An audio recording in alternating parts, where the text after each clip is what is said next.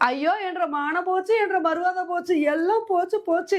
இப்படி வந்து world champion Australia புலம்புற மாரி தான், பங்களாதேஷ் கூட முதல் முறையா ஓடிஐ சீரிஸ்ல வந்து தோத்துட்டாங்க. ஆமாங்க. இப்படி வந்து சொல்ற மாரி தான் நேத்து மேட்ச் வந்து இருந்துச்சு. ஆல்ரெடி ஆஸ்திரேலியாவுக்கும் பங்களாதேஷ்க்கும் நடந்த ஃபர்ஸ்ட் மேட்ச்ல ஆஸ்திரேலியா மண்ண கவ்விட்டாங்க. சரி செகண்ட் மேட்சையாவது வந்து வின் பண்ணுவாங்கன்னு பார்த்தா, அதுலயும் தோத்து போயிட்டாங்க. நேத்து ஆஸ்திரேலியாவுக்கும் பங்களாதேஷ்க்கும் நடந்த மேட்ச்ல ஆஸ்திரேலியா தாங்க வந்து ஃபர்ஸ்ட் பேட்டிங் பண்ணாங்க. நல்ல ஒரு பேட்டிங் பெர்ஃபார்மன்ஸ குடுத்து அதிரடி காட்டுவாங்கன்னு பார்த்தா, நேத்து மேத்யூ சாட்டு ஃபர்ஸ்ட் ஓவர்லயே டக் அவுட் ஆயிட்டாரு. அவர் தான் டக் அவுட் ஆனார்ன்னு பார்த்தா, அடுத்து காப்பர் கொனாலி, ரென்சான்னு சொல்லிட்டு 2 பேருமே மாத்தி மாத்தி டக் அவுட் ஆயிட்டாருங்க. அதுக்கப்புறம் அலெக்ஸ் கேரி நல்ல இன்னிங்ஸ் குடுப்பார்ன்னு பார்த்தா, அவரும் அவுட் ஆயிட்டாரு. கேப்டன் ஜோஸ் இங்கிலீஷும் கொஞ்ச நேரம் இன்னிங்ஸ குடுத்துட்டு, அவரும் நடை கட்டிட்டாரு. மாத்தி மாத்தி வந்து ஆஸ்திரேலியாவுக்கு வந்து விக்கெட் போய்க்கிட்டே இருந்துச்சு. போச்சு ஆஸ்திரேலியாவோட நிலைமை ரொம்ப மோசமா போகுது அப்படின்னு நினைக்கும்போது, அப்பதான் மேனஸ் லபுசங்கும், பிராட்லெட்டும் ஏதோ நாங்களாவது ஒரு உருப்படியான பெர்ஃபார்மன்ஸ குடுக்குறோம்ப்பா. நாங்களாவது ஒரு ஹாஃப் செஞ்சுரி அடிக்கிறோம்னு சொல்லிட்டு 2 பேருமே ஹாஃப் செஞ்சுரி அடிச்சு அசத்துனாங்க. இதனால தான் நேத்து ஆஸ்திரேலியா 49 ஓவர் முடிவுல 187 ரன்னாவது வந்து எடுத்தாங்க. இந்த ஸ்கோர பார்த்த உடனே நமக்கு தெரிஞ்சு போச்சு. இதையெல்லாம் வச்சு எப்படி ஆஸ்திரேலியா வின் பண்ண போறாங்கன்னு சொல்லி.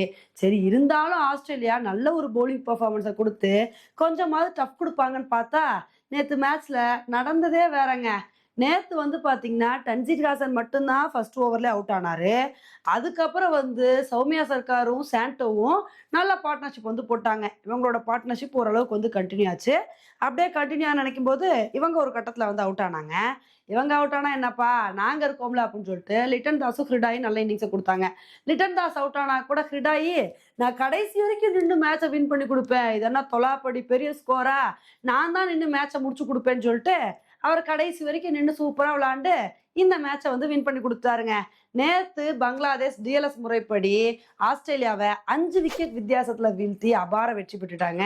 நேத்து மேட்ச பங்களாதேஷ் வின் பண்ணது மூலமா ஆஸ்திரேலியாவுக்கு எதிரான இந்த ஓடிஐ சீரிஸ 2க்கு 0 அப்படின்னு சொல்லிட்டு இப்பவே ரொம்ப அழகா வின் பண்ணிட்டாங்க. இப்ப இது மூலமா ஆஸ்திரேலியா ஒரு மோசமான சாதனை வந்து படைச்சிருக்காங்க. 21 வருஷம் கழிச்சு ஃபர்ஸ்ட் மேட்ச் தோத்தது மூலமா பங்களாதேஷ் கிட்ட வந்து தோத்தாங்க. இப்ப வந்து இந்த சீரிஸ் தோத்தது மூலமா இதுவரைக்கும் பங்களாதேஷ் கூட ஓடிஐ சீரிஸ்ல தோக்காம இருந்தாங்க ஆஸ்திரேலியா. இப்ப வந்து தோத்து போயிட்டாங்க. அந்த அளவுக்கு இந்த ஒத்த சீரிஸ்லே மோசமான சாதனைகள ஆஸ்திரேலியா வந்து படைச்சிருக்காங்க.